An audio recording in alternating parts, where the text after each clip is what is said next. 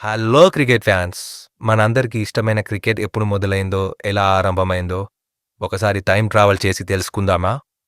మీకు తెలుసా క్రికెట్‌కి దాదాపు 700 ఏళ్ల గొప్ప చరిత్ర ఉందని? క్రీస్తుశకం 1300 సంవత్సరంలోనే ఇంగ్లాండ్‌లో క్రికెట్‌కు సంబంధించిన ఆనవాళ్లు మనకు దొరికాయి. అప్పుడు ఇంగ్లాండ్‌ను పరిపాలిస్తున్న కింగ్ ఎడ్వర్డ్ మొదటిసారి క్రికెట్ గురించి ప్రస్తావన చేశారు. మొదట్లో ఈ ఆటలు చిన్న పిల్లలు ఆడేవారు. హాకీ స్టిక్ లాంటి కర్రతో బంతిని కొడుతూ ఆడేవారని చెబుతారు. తర్వాత పెద్దవాళ్ళు కూడా ఆడడం ప్రారంభించారు. క్రీస్తు శకం 1611లోనే ఇద్దరు పెద్దవాళ్ళు ఆదివారం చర్చికి వెళ్లకుండా క్రికెట్ ఆడడంతో వారిని చర్చిలో విచారణకు పిలిపించారు. సో అప్పటి నుండే మనకు క్రికెట్ ఆడుతున్నట్టు ఆధారాలు ఉన్నాయి. క్రీస్తు శకం 1646 మే 29న ఇంగ్లాండ్లోని కెంట్లో ఒక మ్యాచ్పై బెట్టింగ్ పెట్టడంతో కోర్టు కేసు కూడా జరిగింది. దాన్ని మొదటి అధికారిక క్రికెట్ మ్యాచ్ అని చెప్పవచ్చు. అంటే అప్పటి నుండి క్రికెట్లో బెట్టింగ్ ఉండేదన్నమాట. కానీ అంతకుముందే 1624 సంవత్సరంలో ఒక విషాదం కూడా జరిగింది. జాస్పర్ వీనల్ అనే ఒక ఆటగాడు క్రికెట్ బ్యాట్ తగిలి ప్రాణాలు కోల్పోయాడు. ఇదే క్రికెట్లో జరిగిన మొదటి విషాద సంఘటన. కాలక్రమేణా క్రికెట్ ఒక ఆర్గనైజ్డ్ స్పోర్ట్స్గా రూపుదిద్దుకుంది. క్రీస్తుశకం 1709లో కెంట్ మరియు సర్రీ మధ్య మొదటి కౌంటీ మ్యాచ్ జరిగింది. ఆ తరువాత బ్రిటిష్ వారు తమ ఆధిపత్యం ఉన్న అన్ని దేశాల్లోనికి ఈ ఆటను తీసుకెళ్లారు. తర్వాత బ్రిటిష్ సామ్రాజ్యం ప్రపంచమంతా విస్తరించడంతో క్రికెట్ కూడా భారత్కు చేరింది. ఇండియాకు క్రికెట్ 1721 సంవత్సరంలో వచ్చింది. గుజరాత్లోని కాంబేలో బ్రిటిష్ ఈస్ట్ ఇండియా కంపెనీ నావికులు మొదటి మ్యాచ్ ఆడారు. ఇలా ఇంగ్లాండ్లో ప్రారంభమైన క్రికెట్ అనేక దేశాలకు విస్తరించింది. కానీ ఆశ్చర్యకరంగా మొదటి అఫీషియల్ ఇంటర్నేషనల్ మ్యాచ్ మాత్రం ఇంగ్లాండ్ ఆడలేదు. అది 1844 సంవత్సరంలో అమెరికా మరియు కెనడా మధ్య న్యూయార్క్లో జరిగింది.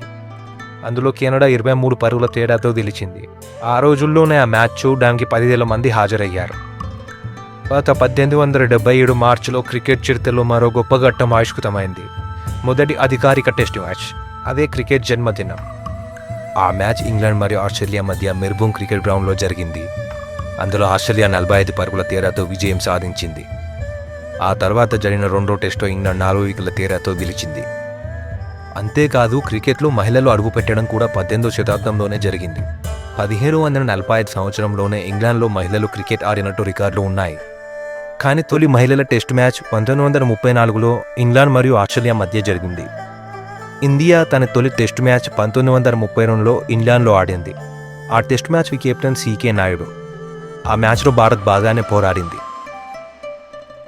94 సంవత్సరాల తర్వాత క్రికెట్లో విప్లవాత్మక మార్పు వచ్చింది. అదే వన్డే క్రికెట్. 1971 జనవరి 5న మెల్బోర్న్లో ఇంగ్లాండ్ మరియు ఆస్ట్రేలియా మధ్య తొలి వన్డే మ్యాచ్ జరిగింది. ఈ ఫార్మాట్ ప్రపంచ క్రికెట్నే మార్చేసింది.